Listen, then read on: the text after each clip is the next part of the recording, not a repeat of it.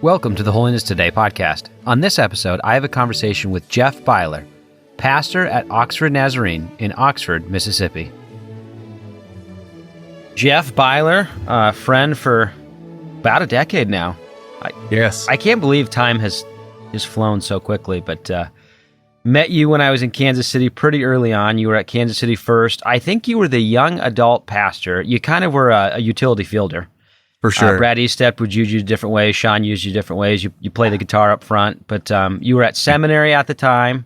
Yes. Got to know you in different capacities, but probably most especially as a friend. And we shared common cause in NFL football and all things sports. You know way more about sports than I do, but that's a long introduction for you, Jeff. But tell us where you're at now. Well, you're in Nashville right now, but tell us where you're serving. You can tell us about Nashville as well, but tell us where you're at now and. Sure. If you want to, how you got there. Yeah, man. Yes. That fond memories of my time at seminary in Kansas City, KCFC. KC First Church was a meaningful stop for us. I did sports ministry, college ministry, ended up, like you said, on stage with a guitar in my hand, leading a choir and orchestra and a worship set. So I'm in Oxford, Mississippi now. We're part of the Mid-South District. And that is the western half of Tennessee, and then Mississippi all the way down to almost Meridian, or all the way just past Meridian. So that's the Mid-South District, and so Nashville's kind of home base. I'm up here visiting family and doing some stuff in that way. But Oxford, Mississippi is home. I've been here 6 years. We moved May of 2020. My first lead pastor position out of seminary, and we love it. And we moved there with a 1-year-old, and now we have a 3, 5, and 7-year-old. My wife Nicole is as an integral part of the church as anybody, as myself or anybody else. So we do ministry together, and we're loving life. Yeah. Well, and it's hard to sum up someone in one word. It's a terrible thing to do, but I would say both you and Nicole are very hospitable. That was a very key mark in your ministry in Kansas City. And I would just only imagine you took it to Oxford, but yeah. So I remember Nicole. Nicole was a hostess extraordinaire too. I remember that as well. But, I tell you, we took it to Oxford. Oxford has taken it to us too. We've learned a thing or two about the South. From the good people of Oxford, Mississippi, our church people. I remember one of our first board meetings there. I said something like, hey, and if there's anything you all need, I want you to know that I'm here and I'm praying for you. And one of the good church ladies leaned in and said, and Pastor Jeff, you need to know that if you need anything, we're here to pray for you. And that kind of set the tone for, how this relationship was going to go, man. They love and care for our family so well. And that's why we stayed as long as we have. That's why we're as happy as we are down in Oxford. So. Yeah. And Ohio State fan, if I remember correctly. Yeah. What's that like being an Ole Miss? Well, you're a lover of sports, so you're very amicable when your sports fandom, but my roots tell us about being in Oxford. Yes. My roots are back in Northeast Ohio. It's where all my extended family's from. We moved south a little bit before I was born. So the South is all I know. And it is SEC country, but it's as friendly a SEC country as you can find, North Mississippi. So I'm not as a flashy Ohio State fan around town. I can in with my people, and I love to go to games at Ole Miss. Definitely become a secondary fan of them, not the SEC necessarily, but the Ole Miss sports is definitely a big part of our lives down there, so it's fun. Yeah, that's great. And on that note, I mean, we could talk for a while about this, but the other thing too I'll say about Jeff is that he's I think connectedness has to be in his top 5 strength finders. I actually don't know your top 5, but it has to be up there because you remember, at least for me, more details about my sports teams than sometimes I do. So during the NFL draft, may or may not have been during district assembly. I'm not sure. I won't out him on that one, but texting me about some of the picks the Arizona Cardinals were making, and you're good at that. But tell me how. I know we've talked about this in depth, but for our listeners, for you, and I think it's just an important ministry skill set. But you have made sports. You were a sports ministry pastor, but just kind of share a little bit about how embracing culture and how sports kind of helps on the ministry side of things. Yeah, I think the conversation of sports, whether it's casual or in depth, is such a leveling ground for so many. Me as a pastor, so when I enter into a relationship with someone, friendship, or someone knows me as a pastor, I come with baggage.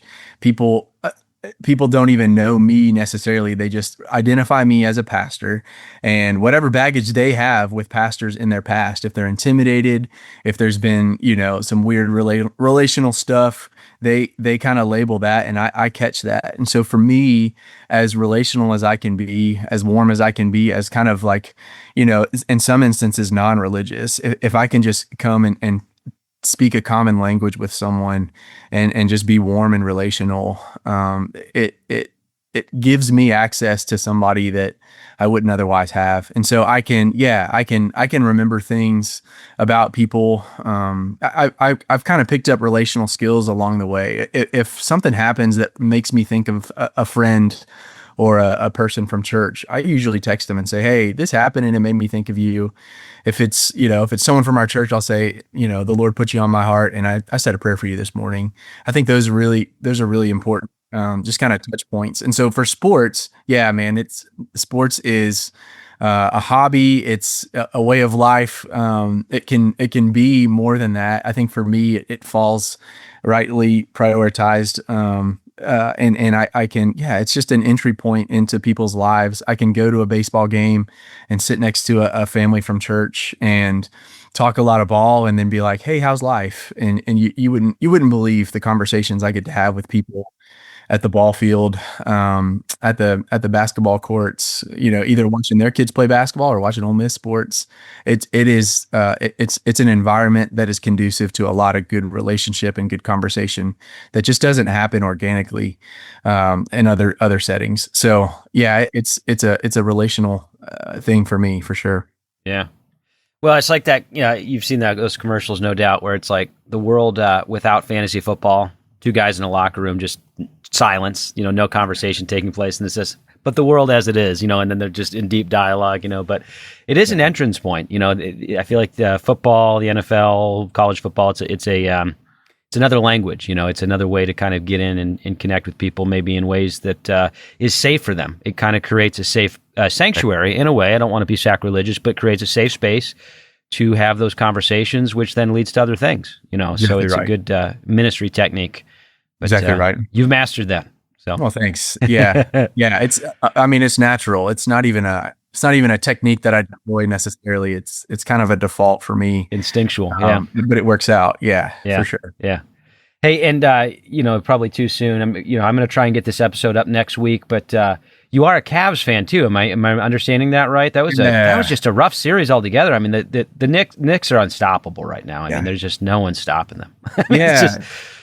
Yeah, it was interesting. It was fun to beat Detroit. That's kind of a natural rival across sports. Yeah. Cleveland versus Detroit, Ohio versus Michigan. So that's when I'm hanging my hat. The Knicks. That whole series, it happened so fast. It's a blur. It did. And they weren't really close games either. I mean, the Knicks are just on fire right now. So yeah. Met a lot of New Yorkers in South Carolina, so they're pretty excited for that. But South Carolina is where New Yorkers go when they're done being in New York, I think. So that's a lot of Bills fans down there too. So, but funny. The Knicks are just we'll see what happens with Oklahoma City and San Antonio. But they're on fire right now, for sure. So we don't have to go back to when you were born or anything like that. The first days, but you sensed a call to ministry pretty early on in your life. But what was that like? Grew up Nazarene, but what was that like for our listeners? Was it a pretty clear call, or it was kind of a gradual? Yeah, man. Church was just such an important part of my upbringing. It was. We were in church every Sunday, every Wednesday night. If the doors were open, we were there. When I was really young, we were cleaning. My family was cleaning the church, so I was there even when the church, doors weren't open. So it's been an integral part of my life. We found the Nazarene Church when I was 5 years old, and have stuck with it all these years.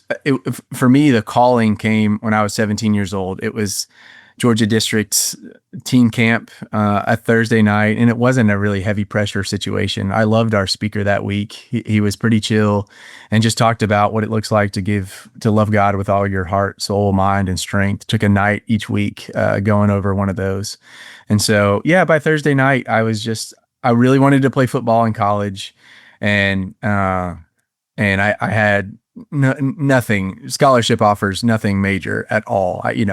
Probably a few thousand to go play somewhere super duper small. And that's what I was hoping for. Trevecca didn't have football at the time, which broke my heart. I mean, those were the big things that I was worried about at the time.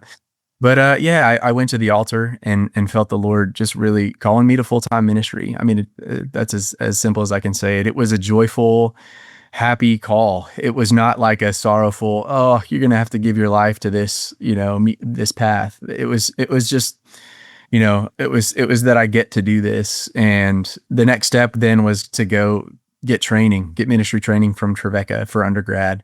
And so all that was just really clear in my head in that moment. It was the summer between junior and senior year of high school. So that's when I felt my call to ministry, and the Lord has affirmed or needed to step in and affirm that call many, many times through the process, and He has. So yeah, that was my kind of experience getting called to ministry.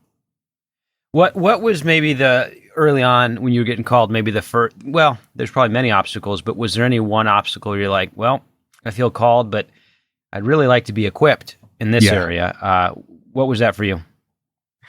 I just didn't really feel smart enough to do this work. I mean, especially as soon as I got to Trevecca, I realized that this wasn't going to be about, I mean, I couldn't have put it in these words, but it wasn't enough to be, really emotional about my faith, or to be able to, the sentimentality of pastoral leadership. I was going to really need to dig into theology and doctrine, and talk about, the leadership of a church and leading people and spiritual formation, and like church history started to come into play for me, and theological conversations. I did not think I was smart enough for this work. And I think those were some of the initial battles. It's like, man, I need to find, some sports journalism stuff to get into, because this is all too big for me. But God I don't know.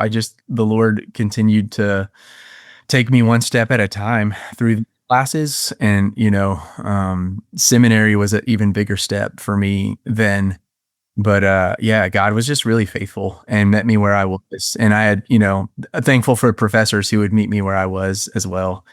When I felt behind the pack, I remember just words coming up in class and being like, I don't know what that word is. And I started writing words in the margins. I got one of those church history dictionaries or Bible dictionaries. And I was, in my free time, I would just go look up words and try to understand what the scope of all that was going on. So, yeah.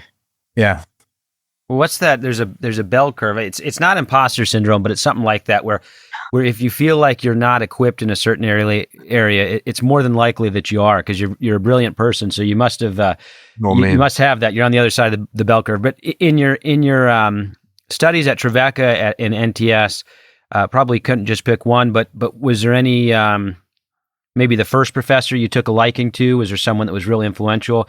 Type of theological study you keyed off on? You mentioned church history, yeah, definitely. or a theologian that you really just kind of like digging into. Yeah, obviously, I think anybody who did Trevecca undergrad is going to say that Tim Green, Dr. Tim Green, was formative. I was hoping you'd mention him. Shout out! I need a bell for Tim Green when I get a shout out for him on the podcast. Yeah, I mean he was so relational. He is. He was such an encouragement. He's one that early on, in the depths of my despair, he unprompted said that, hey, Jeff, you have an opportunity to be a leader in this denomination.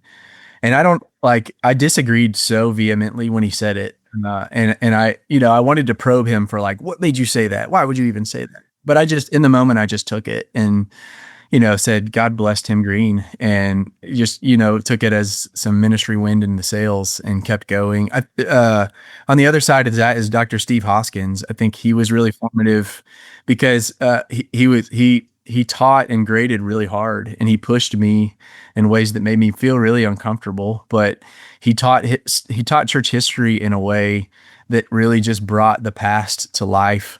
He told stories that were engaging and that made me fall in love with church history and made me fall in love with the history of the Church of the Nazarene. And to this day, just last Sunday, I told a story from Nazarene church history. It was Pentecost Sunday. And, the Church of the Nazarene is very Pentecostal, not in the modern sense of what it means to be Pentecostal, but we are a continuation of what happened at Pentecost.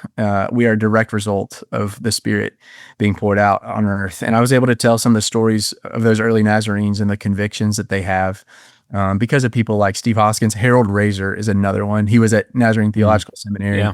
I decided to take history and polity there, even though I'd had it in undergrad, just because I wanted some more Harold Razor in my life. And so his stories of Nazarene history, those kind of things just gave me roots that I had never had before, and gave me a love for a church that has embraced me, and I love the Church of the Nazarene because of it. So, yeah, I'd say those gentlemen were really formative. Yeah, yeah. And then was there any segment of church history that you liked more than any other, or was it you just kind of liked it all? Was there anyone that you kind of thought this area, or you probably maybe let me ask it two different ways. Yeah. Then and now, because you're probably reading some stuff now that you're kind of really digesting. But then and now, what do you feel about church? What's the history of your love of church history? Yeah, I love the life of John Wesley, which is because I lived in Savannah I did my high school years in Savannah, Georgia, and so there's a lot of John Wesley history there. I'd love to get over to London and Oxford sometime in my life and see some of those historical sites. From Oxford to Oxford.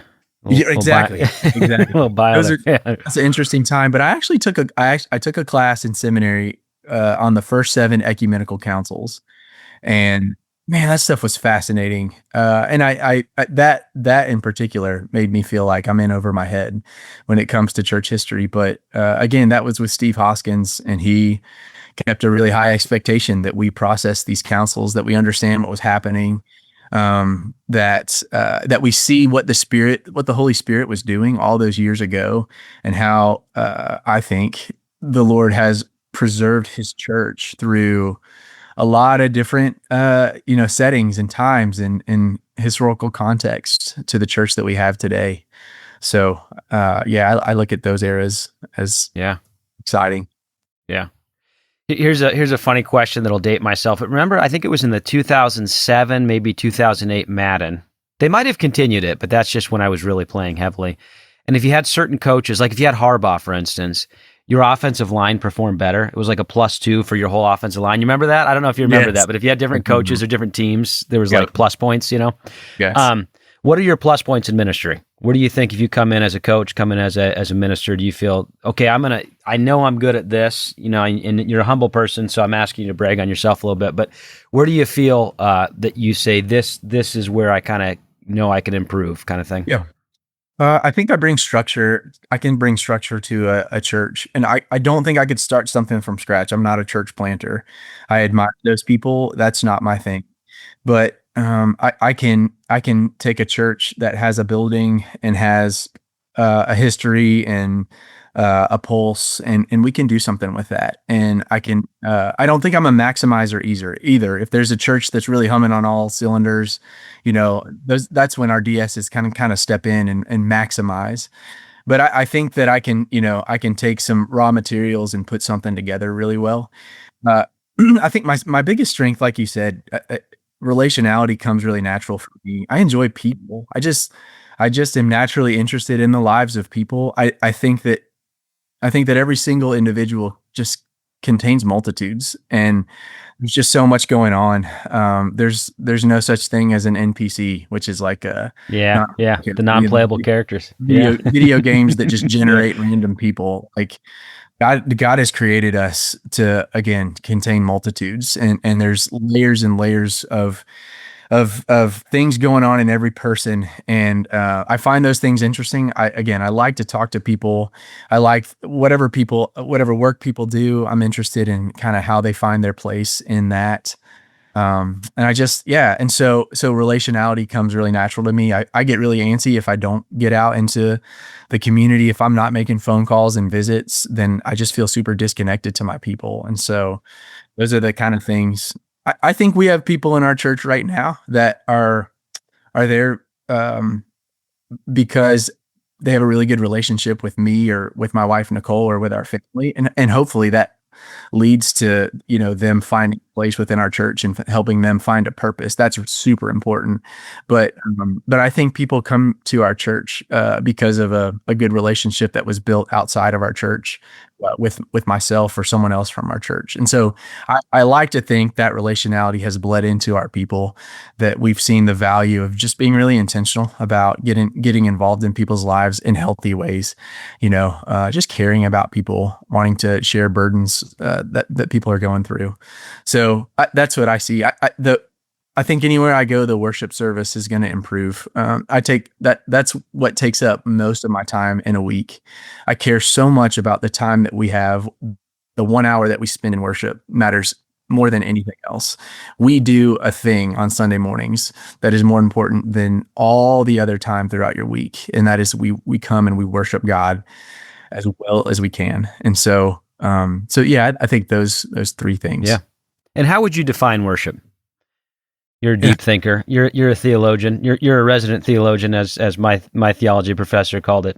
That's what he called pastors. But how would you define worship? Probably multiple ways. But yeah, it's how would you define that? For years, we would say like, all right, let's stand for the worship, and by that we just meant the music, and then we would be done with worship. Everybody would sit down, and now we're done with worship, and we're going to move on to something else. But I've grown to not see it that way at all. Worship is everything we do. Worship is when we rightly align our lives to the focus of God. I talk a lot about the reorienting power of our worship through music, because it helps us reorient. It helps us realign our focus. Man, everybody comes to church with having been through some kind of week, whether it's highs or lows or suffering or celebration, whatever it is. But we get 1 hour a week to come together and return our focus to the only thing that really matters, which is God. And so our focus shifts to the Lord. We settle our hearts enough to hear from Him, to hear a word from Him, to let Him speak life and love and blessing, maybe conviction, maybe correction as needed. But we get to come and just breathe and commune with the Lord. And so everything we do in that space then becomes worship. Every hand we shake, every smile we give, every high five we give to one of our kids, everything we do is an act of worship in that space. And then when we leave, the worship just continues to overflow, So, yeah, I don't know if that's a good. No, yeah. Do you find that regular rhythms are good for the congregation to anticipate as they enter into that space, to know, hey, when this happens, I'm going to get this, or I'm going to connect with this person. I've been in both. I've been in places where, so I can speak from a layman's perspective, I guess, but where I don't know what to anticipate, and I've been in churches where I do know what to anticipate. I'm personally biased. I like the anticipation, but do you find from a minister it's good to kind of have regular rhythms in place for your congregation? I'm deeply convicted in this area, and part of it has to do with my experience. Growing up, I was in different circles. I went to a Christian school from a different denomination, a different tradition, and I really struggled with the kind of the I want to say chaos. I'd like to speak more charitable about, it can be.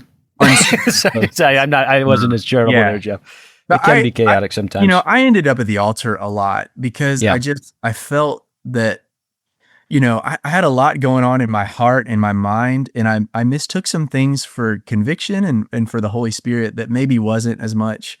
And so, a lot of times, the altar calls, I think they hit me harder than a lot of people. And now looking back, there were some things that I could stand to repent of as a young man. But I was also under a lot of unnecessary shame and guilt. And I tried getting out of it by, just hitting my head on the altar as often as I could. confessing to whoever I could, just trying to work out this kind of hypersensitive conscience that I had even as a young boy. And what regular worship practices, I mean, liturgical practices have done for me is allow the grace of God to meet me in the rhythms, in the expected. Those are the places that are familiar to me now, and God can come into those spaces. I can anticipate, and He can even anticipate me being most available, most vulnerable in a good way to what the Spirit might have to say to me. So yes, I believe with all my heart that when people know what to expect, when people can come in and say, man, we've had such a crazy, chaotic, unexpected week, but here in this space, I know what's about to happen. I know that we're about to sing songs of the church that point us towards God. I know that we're going to, affirm what we believe together as a faith community, as we say the Apostles' Creed. I know that we're going to, shake hands with each other and greet. I know that we're going to say the Lord's Prayer. I know that, man, I don't know. Listen, I don't know my people's prayer life. I inquire about it. I encourage an active prayer life, but I don't know if people have gone the whole week without ever pausing, taking a second to pray. But I know when they come to church on Sunday morning that they are praying the prayer that the Lord has taught us to pray, and that they're praying it within a community. And those words that have formed and shaped the church for millennia are doing that even now. And so I think some of those things, the Apostles' Creed and the Lord's Prayer, are vital to the spiritual formation of my people. So yes, our services, I think you could set your watch to what we do, and we are very intentional about everything we do for 1 hour straight. And I believe with all my heart that God meets us in that space and speaks love and life and blessing over us every time we do it. So. Well, and you don't have to go in depth, but I remember sitting in Brad Estep's services the same way. I mean, I could set a timer, and we would, you could know. But did you kind of get that? Did you learn a lot of that practicality from Brad? Where did you kind of imbibe that? Was that something that kind of in Kansas City? Yeah, well, very started in for Nashville. I interned at Trevecca Community Church with Dwight Gunter, and that's the first time. Those are for two things for me. The first time we said the Apostles' Creed weekly in the service, and it was the first time that we took weekly communion. And both of those were a big adjustment for me. I thought communion needs to be special, and so the less you did it, the more special it would feel. But Dwight did a great job of saying, like, look, this is the way that we respond to everything that has just happened. And he would walk us through, this is our time to examine our hearts. And then we come to this grace, whether or not we're ready, whether or not it feels special, whether or not that we feel like we've earned the opportunity. That's grace, all right? That's weekly communion. That's the grace that is so persistent in our lives. And it comes every Sunday morning, whether you want it or not, whether you're ready or not. God's grace is right there in the elements at the Lord's Supper. So it started there. And then Brad Estep at Kansas City First Church was a lot of the same thing. And there is where we learned to say the Lord's Prayer as part of pastoral prayer, that we open up the altar. Our Brad would lead us in a pastoral prayer for the needs of the church, and then we would say the Lord's Prayer together. So yes, I was very influenced by what are now two former pastors who are both now current district superintendents. Yeah.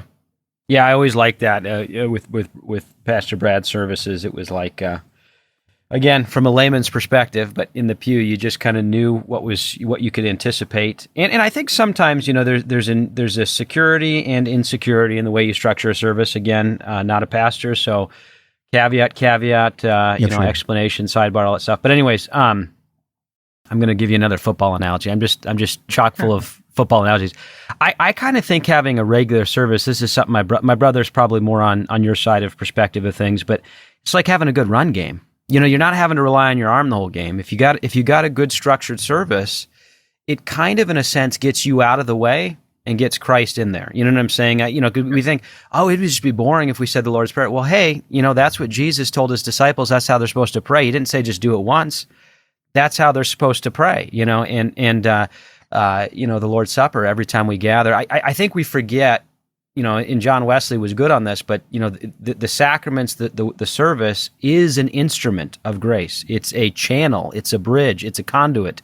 It's a way in which grace goes from God through the instrument itself to the believer. And sometimes I think now I'm preaching, but if we get in the way, sometimes we get in the way of the Spirit's how He could act. Because I have often found that sometimes in the simplest things, just reciting something or singing a hymn, or taking the Lord's Supper, blessed by the regularity, and some people maybe not. Again, I'm probably pretty biased, but I'll quote my wife who came to Christ later in life, but she said, sitting in a service, I really like hearing the explanation of the supper.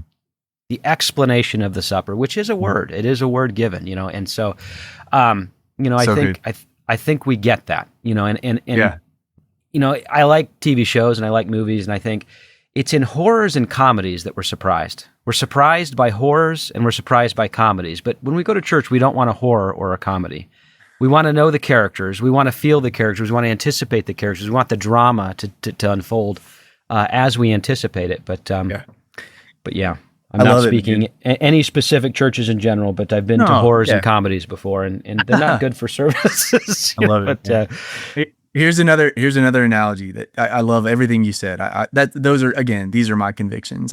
So one thing I talk about, when we started saying the Lord's Prayer weekly, we started with weekly communion. That wasn't something that was happening at our church when I got there, but it's not something I implemented day one either. We kind of grew into it, but something I offered. We started saying the Lord's Prayer weekly, and then I did a series on the Lord's Prayer, like you said, explaining what it is, breaking it apart.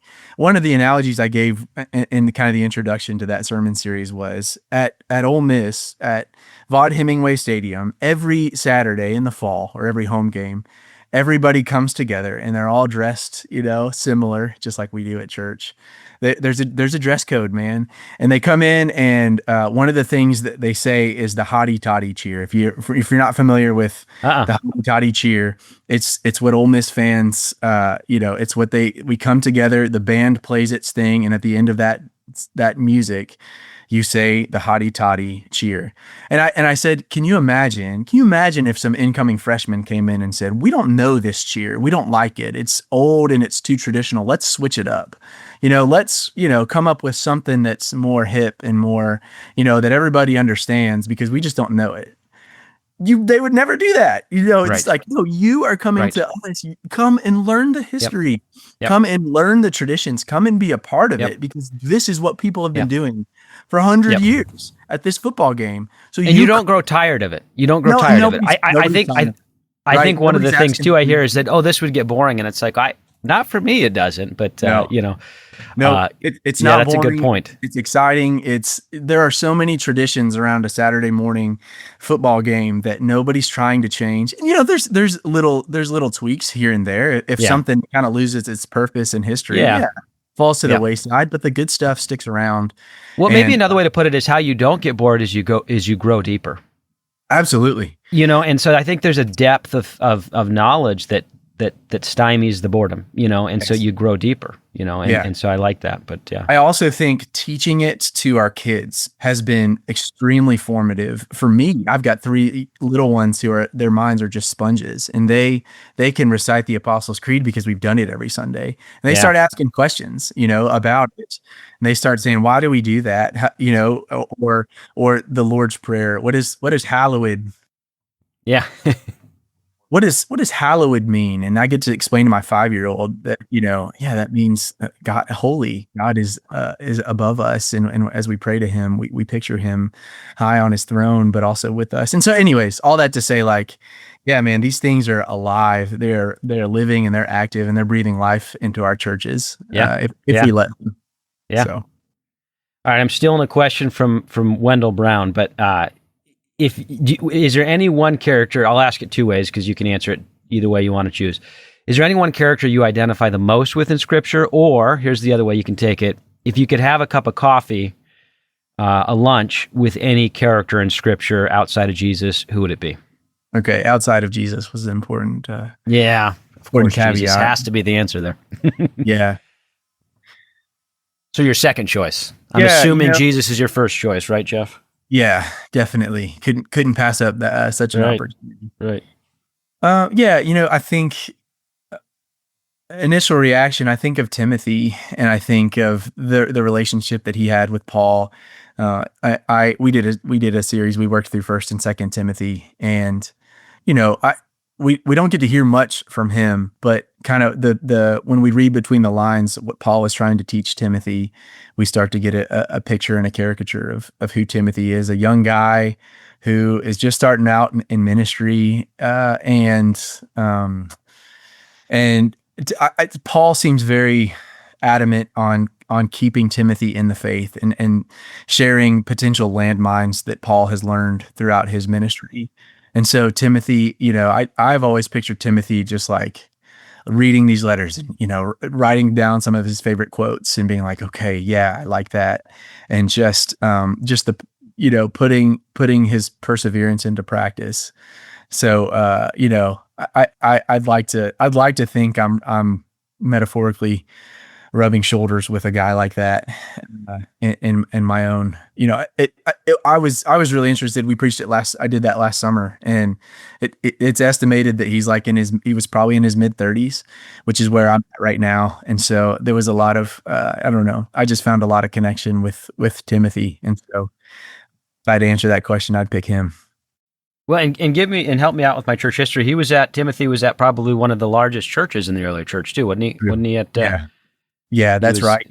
And I think that's partly why maybe Paul was just taking such a special interest in him. Yeah. He was just so concerned about Timothy, falling to the wayside in some way, and didn't really want that to happen. So he just kept bestowing that wisdom and that experience in his life. So yeah, that's a good answer. All right, pivoting on you, more get to know you questions. Get us out of trouble a little bit on our critique of theology. But what's the cuisine like in Oxford, Mississippi? What do you got to have when you're there? Yeah, man. Any specific thing? I mean, kind of the soul food, the Southern food. I think my initial reaction is a place called Ajax Diner, which is on the square. That's our downtown area. There's some incredible catfish. There's a lot of like Cajun influence from our Louisiana neighbors, and so there's plenty of that. But yeah, I was never really into catfish until I got to Mississippi. Yeah. How do they prepare catfish? They fry it. Okay, they fry it. Yes. Yeah, fried in some type of absolutely delicious batter. There's a lot of crawfish. Never had crawfish before either. And I've been to my fair share of crawfish boils since I've been, which again is an influence from Louisiana.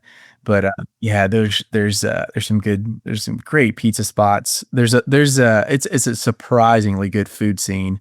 There's even some like Michelin star restaurants. As for a small town, it goes hard. So yeah, there's cool. Good spots for sure. How often you get to the campus? Well, I mean, you're right there, but how often you get to games? Pretty frequently. Yeah, it's pretty common for someone in church, several season ticket holders of the various sports in church. It's common for if those tickets are going unused to offer them to the pastor. Yeah. Or just someone who's got an extra ticket and say, hey, will you come to the game with us? So it's about 3 miles from the church and the parsonage campus is. So yeah, we get over there. Pretty regularly. Yeah. You ever see the Mannings? Any Manning, Eli come down or anything like that in town? Not Eli. It's Archie. Archie. Yeah. And his wife are around. Morgan Freeman is actually he's from a town about 40 minutes west of us. Yeah. Kind of involved at Ole Miss. So if you go to a basketball game, you'll probably see Arch and Olivia Manning sitting courtside. You might see Morgan Freeman sitting courtside. So yeah, that's pretty cool. And then I don't know if he's from Mississippi, but I read a book by him recently and a lot of references to Oxford and Tupelo. But John Grisham, I don't know where he went, but he's very well aware of Mississippi history, at least. So he might have grown up. John Grisham was in law school at the University of Mississippi, and his books are just kind of came out of the experiences that he was seeing in the courtrooms and some of the history he was reading about Mississippi law. So a lot of that comes in there. Yeah, that's good. And so you grew up though in Savannah. Now, is there a difference in culture there, do you feel, or similar? I mean, probably a lot of similarities, but do you feel a difference between Savannah and Oxford? Grew up in Augusta, Georgia, and then my high school. Oh, Augusta, sorry. That's my bad. Yeah, no, all good. So, yeah, I mean, it's the Southern hospitality that can't be beat. It's the, it's people just genuinely taking an interest in you and caring for you. Especially, I think it's highlighted. It's at its best within a faith community. Southern hospitality, it can be a bit superfluous. It can be almost superficial and on the surface, but when that hospitality meets the gospel, that's when it comes to life, because that's when you see it go so much deeper, and that's when you see, man, this new family that has come to us, or this coworker of one of our church members, has gone through some type of hard time. You see the church extend that hospitality and the follow up. So that's where I've seen it at its best, is couched within the gospel. So yeah, there's a lot of similarities. When we got to Mississippi, we moved to Mississippi from Kansas City, and Nicole and I both were like, this feels like home. This is the South that we're familiar with. Yeah. So in Augusta, did you tell me about the golf course there? You probably know all about the history, but I mean, that's like invite only. I mean, like high level people want to go there, but you have, right? Am I understanding that correctly? Yeah, definitely. It's like one of the most selective, and you have to have an invite to even just, tell us about that. Tell our listeners, because my stepfather-in-law was telling me all about it, and I couldn't remember all the details, but fascinating. Yeah. I grew up in Augusta, Midland Valley Church of the Nazarene, which is just across the state line in South Carolina. That's when I was 5 years old. We started attending there. So yes, Augusta National is in downtown. My brother could tell you so much more about this. My brother's a pastor in Wichita, Kansas. He was a sports writer for the Augusta Chronicle before his ministry commitments. Yeah. But Augusta National is, it's invite only memberships. You have to be a member to play the course or get invited by a member. And so, what he was saying is like they'll refuse money. Like people will say, "I'll pay to get in," and I mean they are like real. Sorry, I interrupt you. You're exactly right. It's not about. I mean, people have tried to write, hand a blank check to try to play the course, but you've got to. And so a lot of the powerful people of Augusta will say like, hey, I remember when we were there,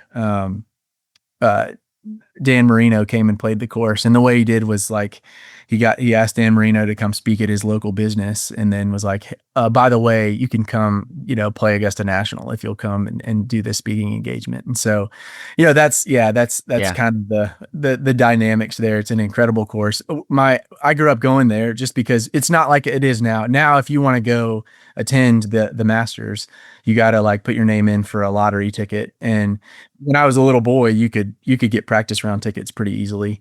So we grew up going, for sure. That's really cool. And then there's some equestrian down that way too, and there's some horse equestrian stuff down that way. I think so. Yeah. I think that's right. Yeah. So, I think Angela Laplace up in Greer, shout out if she's listening, was telling me about equestrian around that way somewhere, but Midland area. But yeah. So, did you watch the Kentucky Derby? How far does your sports fandom go? Did you watch the Derby? No. I think mostly once animals get involved, I'm not as you're out at that level. Huh? Nothing against it, but I haven't. I'm pretty knowledgeable in this less broad area of sports. Yeah. Leave that to the others. I am not knowledgeable at all, but I did happen to see, was it Golden Tempo? I think was the race. It just came from behind, but I'm more selective even than you. You say, Nate, you watch the Derby. If Mike Tirico is involved, I'm more than likely to listen at least. So I had it on in the background as I was doing other stuff, but it was a pretty fun race. So yeah, that's cool. Jeff, I have to ask you this before we run out of our hour here, but I'll ask. I'm going to ask you some popcorn questions. Series of questions. You a coffee or a tea drinker? Because you're from the South. Do you drink tea? I drink both, but yes, I'm very into coffee. Good high quality specialty roasts. When did you get into that? I've heard Nashville First has some of the best coffee in the Church of the Nazarene. I was told that, but good for them. Don't know if that's true, but that's what I was told. So I love to hear that the church is investing in good beans on their Sunday morning. Is that when you kind of got involved? Was that college? That's when I kind of got heavy into coffee. Well, in Nashville at Trevecca, I started drinking coffee for utilitarian purposes, just trying to stay awake and study. Same. But once I got to Kansas City is an unbelievable coffee scene. Yeah, My wife and I it really is. we would go every Friday to a different coffee shop, A lot of good coffee shops. weekly, and we never ran out of some ridiculously high end coffee shop. So that's where we became coffee snobs. And small town Oxford, but they actually pack a good punch when it comes to specialty coffee. So there's 3 specialty roasters in town that I can kind of rotate from. So anyways, yes, to answer your question, definitely a coffee guy. How do you prepare? You have a certain way you prepare it? Pour over at home, at home, I just make sure to buy really good beans and then grind them fresh. It makes a big difference. Fresh beans. Yeah. But otherwise it's just a classic, 12 cup pot. Yeah. Well, this is how ignorant I'm giving my LaPlace shout outs today. So I'll shout out now Ben LaPlace, but he was the first person to tell me, Nate, you got to look at when the roast date was. I was never really looking at the roast date. Do you look at the roast date when you buy beans? I noticed it. Not every coffee does. Yeah. But man, it makes a difference. Fresh roasted beans makes a huge, huge difference. So yeah, that's for sure. Good stuff. Okay, so tea, sweet tea, or just you got to drink it sweet, or how do you drink your tea? Not at all. Unsweet tea. The only thing I'll do sweet. My grandmother, my aunt up in Ohio, she grows tea in her backyard, just like apple mint, spearmint tea. So whenever we go up there, I'll take some leaves home, put a little honey in that. That reminds me of my childhood. My grandma giving me some tea like that. Otherwise, unsweet tea. Black tea, we'll brew some of that. If I've had too much coffee and don't want to get too anxious from it, we'll go the tea route. Tea in the afternoons, definitely. So this is a question I asked one of our missionaries, but I think you could do it across the South as well. But if you could assemble a meal, doesn't have to make sense, but assemble a meal from some of your favorite places you've been to, you got to pick 4 items. What do you put on that plate? Again, it doesn't have to make sense. So you could say, Skyline Chili if you wanted to, from visiting your family. Yeah, man. I'll take some brisket from Kansas City, LC's barbecue in Kansas City. I'll take like a good deli sandwich from one of the Amish stores, Amish bakeries up in Northeast Ohio. Yeah. I'll do. Let's see what else. I'll put some fried catfish on there from Taylor Catfish in Taylor, Mississippi, and an Americano from Vice and Virtue in Memphis. That'll be my drink. It's a coffee shop that I like to go to in Memphis. And then what do you have for dessert? For dessert, I'm going to go back up to the Amish bakery and get, let's see. Actually, I'll do a cream cheese Danish from McLean's Bakery in Kansas City. Again. Oh yeah. We liked our food. Is great. Let's get some good stuff. They had a lot of good food. A lot of good food in Kansas City. So definitely. Yeah. Which McLean's? You doing the one in Leawood or up in Shawnee?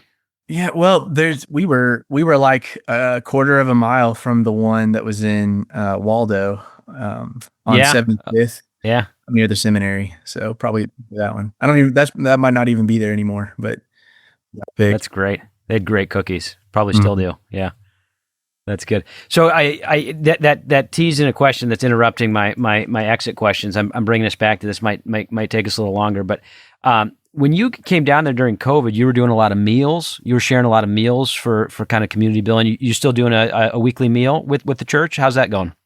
Yeah, we do a monthly meal. Yeah, first meal. Wednesday of the month is when we get together, and that was just like that was us trying to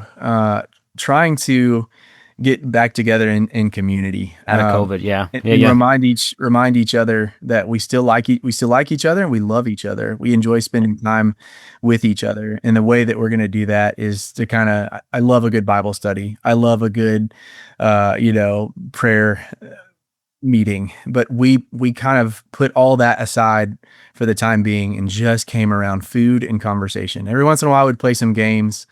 But for the most part, we focused on just having an environment where we could come together and be together once again. post-COVID. So we invited our friends, our family, coworkers. It was just this kind of no pressure spot to just spend some time together. So yeah, that was an important practice. So we've kept up. We still do it on the first Wednesday of the month. It's been a number of people's just kind of first meeting with the church. First impression of the church is just this time where we get to come together, eat some good food, and have conversation. Yeah, that's great. Yeah. All right, my second to last question for you: how do you rest? How do you find downtime?